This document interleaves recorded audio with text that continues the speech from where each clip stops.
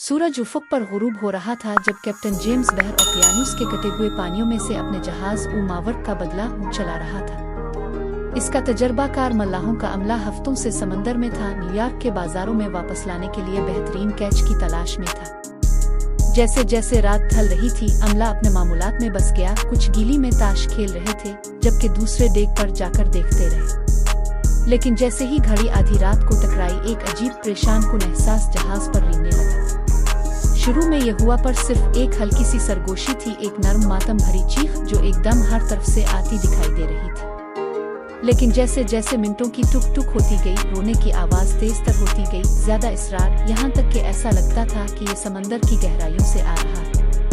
Captain James, जो समंदरों के एक गैज़ और गज़ब से भरे तजर्बाकार थे, ने महसूस किया कि इसकी रीढ़ की हड्डी के नीचे से एक कपकपाहट दौड़ रही है जब उसने खौफनाक चीखें सुनी। वो जानता था कि बहर ओकियानूस एक पुरअसरार, अक्सर जालिम मालिकन, पोशीदा खतरात और गैर वाज़े मुज़ाहिर से भरा हुआ था। जैसे जैसे रोने की आवाज़ मज़ीद बुलंद हुई, अमला डेक पर जमा होना शुरू हो गया। उनके चेहरे पीले और खौफज़दा हो गए और फिर अंधेरे से एक बड़े पैमाने पर शक्ल इख्तियार करना शुरू हुई। इसकी मौजूदगी पूरे उफ़क़ को भरने लगती थी। अमला दहशत के मारे हाँफ गया, क्योंकि उन्हें एहसास हुआ कि वो अफसानवी अटलांटिक डेविल उसे आमने सामने है, जिसने समंदर की गहराइयों को परेशान करने के लिए कहा। चंद लम्हों के लिए अमला दहशत के आलम में मुंजमद हो गया। वो हिलने आ बोलने से कासिर था, और फिर बिल्कुल इसी तरह जैसे अचानक जाहिर हुआ था, मखलूक गायब हो गई। अपने पीछे सिर्फ अपने खौफनाक रोने की हल्की सी सरगोशी छोड़ गई।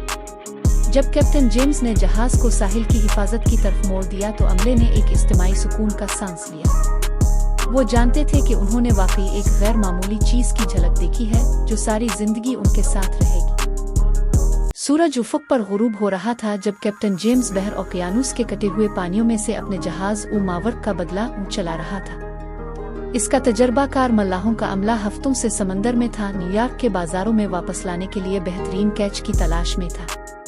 जैसे जैसे रात ढल रही थी, अमला अपने मामूलात में बस गया। कुछ गीली में ताश खेल रहे थे, जबकि दूसरे डेक पर जाकर देखते रहे। लेकिन जैसे ही घड़ी आधी रात को टकराई, एक अजीब परेशान कुन एहसास जहाज पर रेंगने लगा। शुरू में यह हुआ पर सिर्फ एक हल्की सी सरगोशी थी, एक नर्म मातम भरी चीख जो एकदम हर तरफ से आती दिखाई दे रही थी।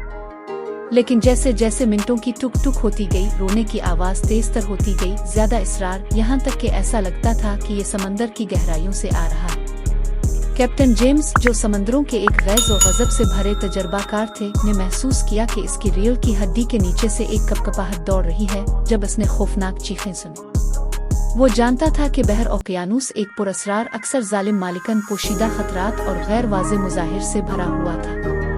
जैसे जैसे रोने की आवाज मजीद बुलंद हुई, अमला डेक पर जमा होना शुरू हो गया। उनके चेहरे पीले और खौफज़दा हो गए और फिर अंधेरे से एक बड़े पैमाने पर शक्ल इख्तियार करना शुरू हुई। इसकी मौजूदगी पूरे उफ़क़ को भरने लगती थी। अमला दहशत के मारे हाँफ गया, क्योंकि उन्हें एहसास हुआ कि वो अफसानवी अटलांटिक डेविल उसे आमने सामने है, जिसने समंदर की गहराइयों को परेशान करने के लिए कहा। चंद लम्हों के लिए अमला दहशत के आलम में मुंजमद हो गया। वो हिलने आ बोलने से कासिर था, और फिर बिल्कुल इसी तरह जैसे अचानक जाहिर हुआ था, मखलूक गायब हो गई। अपने पीछे सिर्फ अपने खौफनाक रोने की हल्की सी सरगोशी छोड़ गई।